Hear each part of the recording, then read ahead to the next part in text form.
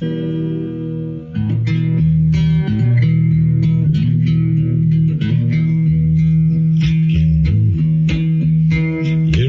up in the morning, beneath the stars so bright.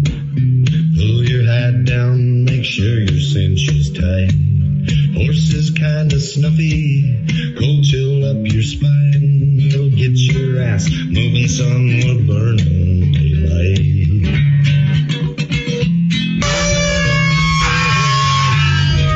Howdy there, I'm Matt McKinley and we're burning daylight. In the saddle till the job's done right. Welcome to Burnin' Daylight, the only podcast for the working cowboy.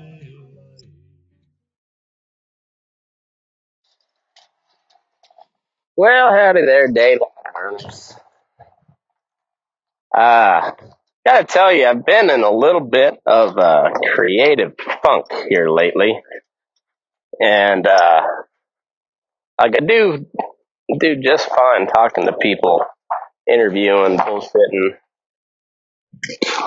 But I've had a little bit of struggle with the solo stuff here lately, and I'm still working on the meat packing series, but it's a lot of reading and a lot of books that I can't listen to during the day on audiobook.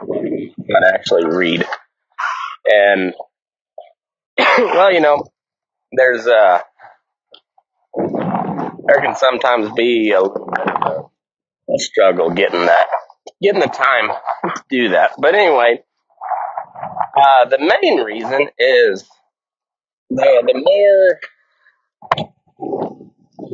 the world has just kind of become a really strange and kind of dangerous and somewhat, I suppose, just scary place. And I've been a little bit worried on a bunch of issues going on around the world, the country, and everything. And I think there's a lot of stuff that we should pay attention to, regardless of what your political persuasion is. Just from my experience of the world and my understanding. And there's a lot of stuff that I think it gets really glossed over. At the same time, I have a lot of hope for the future, despite of the current events that make the world such a fucking goddamn gloomy place. But so I don't want to get too much. I don't want to be a political commentator. I like the show that I do with my buddies, and I like talking politics here and there. But I don't want that to consume my life. I cowboy for a living, and I really enjoy talking to cowhands, and I enjoy talking to interesting people. I don't plan on straying away from them, but there's times when schedules don't work, and it's kind of tough for me to put together an hour episode on the fly, say when somebody backs out or you just get a little bit of writer's block. So I started this show kind of rambling the horseback, and I'm going to do a little bit of the same with this series. I'm going to call it Stray Thoughts. And I want to kind of combine some of the important things that I think we're missing or not paying enough attention to in the world of news and politics, but also kind of couple that with something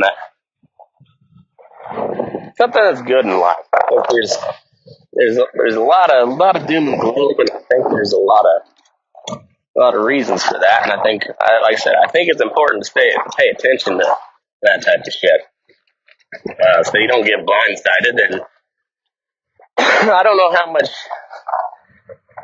how much we can do to change anything, but it's better to know something than not, I think. And but also there's this way of life that we all love, the cowboy stuff, the ranching stuff, the the Western American way of life. And there's just certain things that you get and live in this world that you don't living in the city. So I think I'm going to kind of compare some things that I've been thinking in the news and whatnot, and then end it with a little bright spot, something that happened or whatnot, a story I got that kind of encapsulates this rural Western agriculture, ranching, and most importantly, cowboy part of life that I get to enjoy. So, start off with, there's a whole lot of awful shit going on in the world, but we're a year and a half away from the next presidential elections, and the last two have been a shit show beyond anything I've seen in my lifetime. And granted, it's not super long, but it ain't all that short. I'm a lot closer to 40 than I am 30. And the last two presidential elections have been just a clusterfuck of epic proportions. And we're shaping up to, well, if the powers that be kind of have their way, we're shaping up to be another Trump versus Biden election. And I don't pay a whole lot of attention to polls, but polls are kind of what you go on, that and your gut, when it comes to politics. And the polls are showing that a majority of Americans don't want either candidate to win. Or not even to win, but to run. There's like 45% of Republicans that don't want Donald Trump to run again. And I think over a majority, I think it's somewhere closer to like 2/3 of Democrats don't want Joe Biden to run. That being said, they're both running, and they are both the clear front runner, and they're both refusing to debate any of their opponents. Now, Trump has a solid majority, 55 to 60%, I think, in the Republican polls, and I don't know what the exact numbers are for Biden, but it's probably 55, 60%, somewhere in there. And I believe Ron DeSantis is polling around 20-25% on the Republican side, and then RFK Jr. is polling around 20 to 23. I think I saw him as high as 23% on the Democrat side, which is a pretty sizable number. I know to be able to get on the stage at the presidential debates, you have to have like 15% in the polling to even qualify. Plus, I think when it comes to the party, you have to have so much fundraising, whatever, because it always comes down to fucking money, always. But I have a real hard time with the two clear front runners that aren't particularly well liked by a pretty good swath of the country, and pretty good chunks of their own party would rather they not run. And now, I mean, they're the powers that be and your corporate media types are just trying to usher in this rematch, the part 2, Trump Biden, the dose. This time it's personal. And the two candidates refusing to debate any of their opponents, and I'm not so sure should it come down to Trump and Biden in the general election. I'm not so sure that they both would just bow out of debating each other too. And so you have two geriatric old fucks just yelling at each other from different places in the country, and never sitting down and hashing out ideas and giving, not that, I don't know. They say the debates don't really sway anybody's opinion, and I think that's probably right for the most part. But still, we're supposed to be a constitutional republic, democratically elected representatives. We elect people to represent our interests at the federal level. And part of the time-honored issue is you face your opponent and you lay out your ideas, you defend them, and you tear down their positions. It's kind of how we've always thought we were supposed to do things around here. And now you've got the two clear front runners with very, very credible opponents are just going to say, no, we're not going to do that debate. And I know why. They don't want to be pushed back on. They're going to use the old, it's a biased audience, a biased moderators, whatever. Or if on the Democratic side, they're going to say this guy is such a nightmare. I refuse to share the stage with him. Blah blah blah blah blah blah blah. And when it comes down to it, they're both a bunch of pussies, and they won't. They don't want to spew their bullshit unless it's in front of their crowd. And that part just rubs me the wrong way. And I don't know if there is a good choice for president. I think we're stuck with the lesser of however many evils we may have this time. Maybe the Libertarians will put up a good candidate, but I'm not confident. RFK Jr. sounds okay, but he's also kind of kind of an environmental extremist. Seems like he's trying to temper some of that down, and I liked a lot of what he had to say, but still not sold by any means. And either way, I'd like to see some of these people on the same stage together, defending their ideas and breaking down their opponent's ideas and going through the old democratic process. And it seems like we're just being funneled towards it being another Trump-Biden remix. And we're not really given much of a say in the matter, which honestly has kind of been the way it's been for quite some time. But now we're here for the sequel of the two oldest, weirdest, kind of shitty candidates that the country's put together. And, well, at least the most blatantly retarded candidates that we've been able to put together in quite some time, and we're just just hitting that remix one more time. Seems fucking dumb. Anyways, I'd be interested to see what everybody else's thoughts on that matter is, or if you've been paying attention. And if you haven't been paying attention, you should listen to us on Fence Post Politics every week. I think we're going to start doing that live on Wednesday night. So if you're a Patreon member, you can join in on the live stream. Otherwise, it'll be. I think I'm going to start publishing that on the main feed on Friday.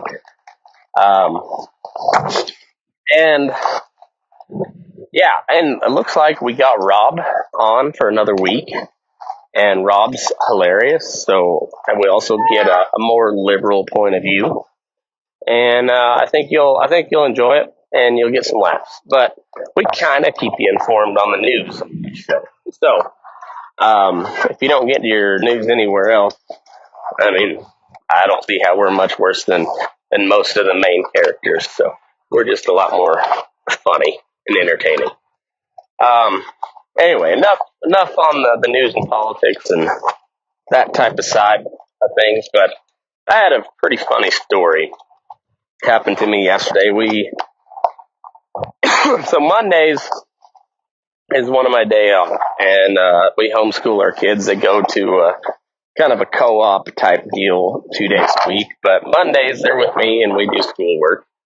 And we went on a field trip with their homeschool group here to a fish hatchery. Pretty cool little trip. I enjoyed learning a little bit about that. Kind of like a feedlot for fish, and it was pretty neat to learn. So anyway, we got home, did some schoolwork, and and then it was kind of just free time for the kids. My little girl to read a book, and Gus, he went outside and he was working on the clubhouse.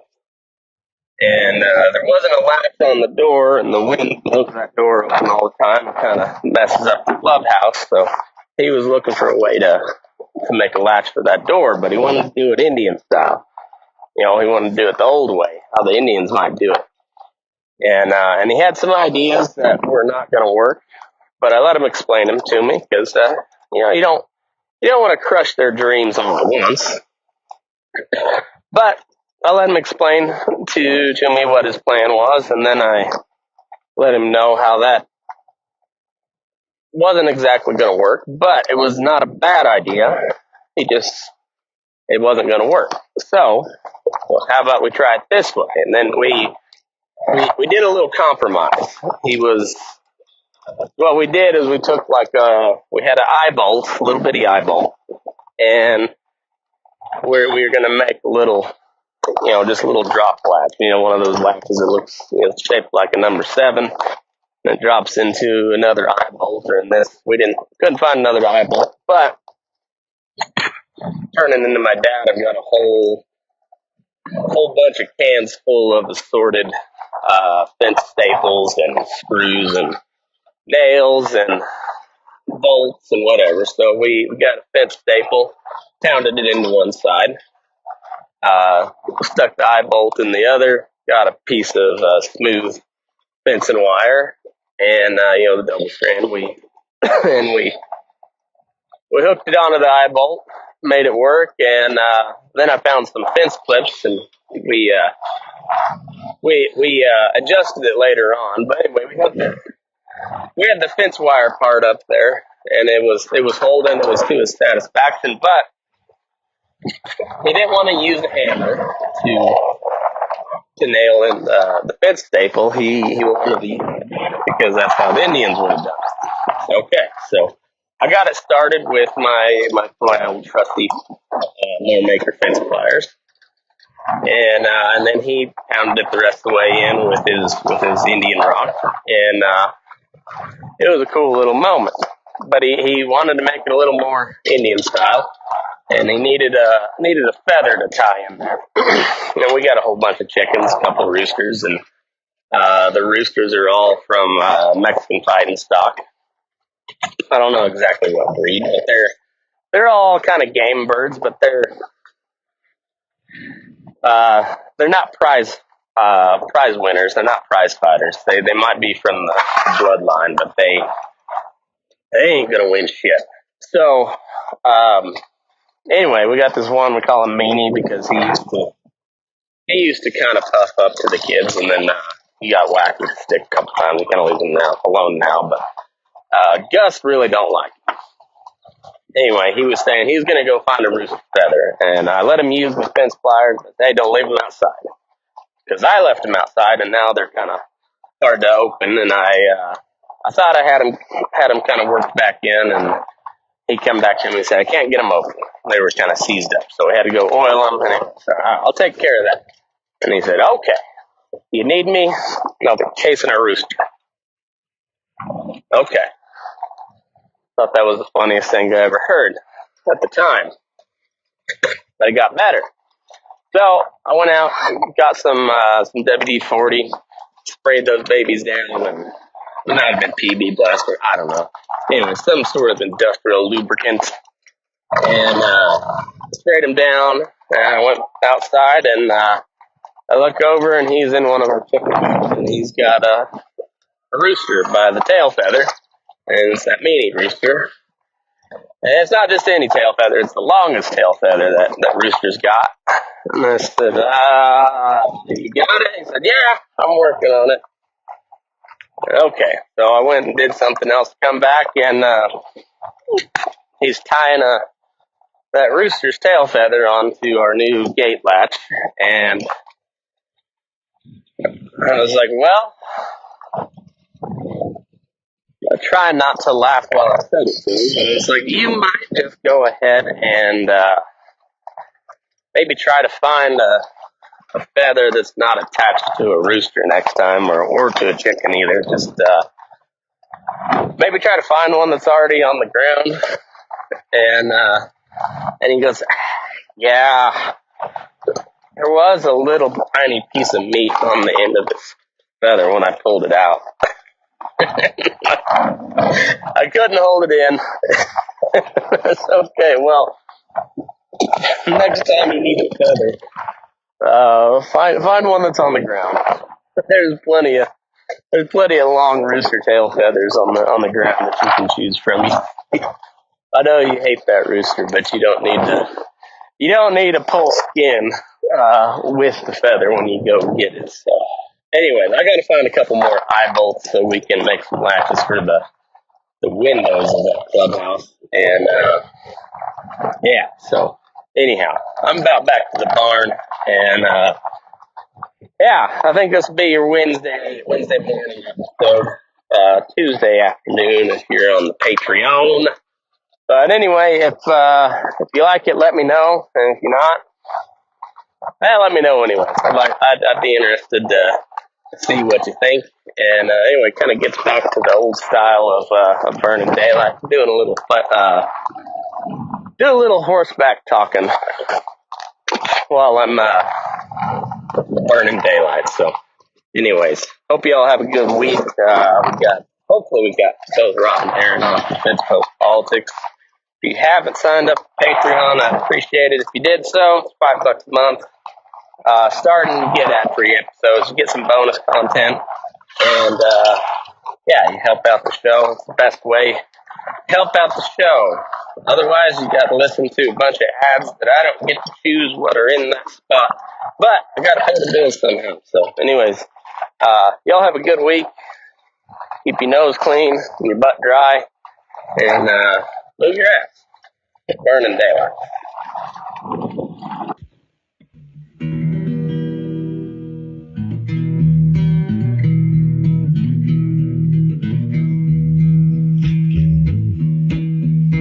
Your eyes up in the morning, beneath the stars so bright.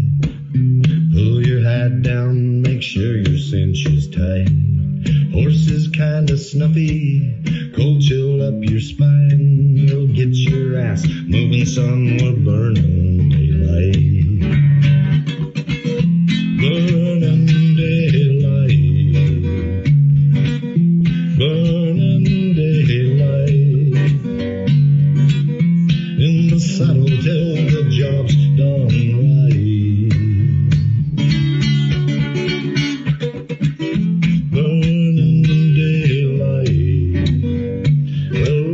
Just together, and you won't catch 'em all. But when you ride through the gate, make sure you sit up tall. I can see the horizon, it's looking pretty bright. Well, get your ass moving, son, we're burning daylight.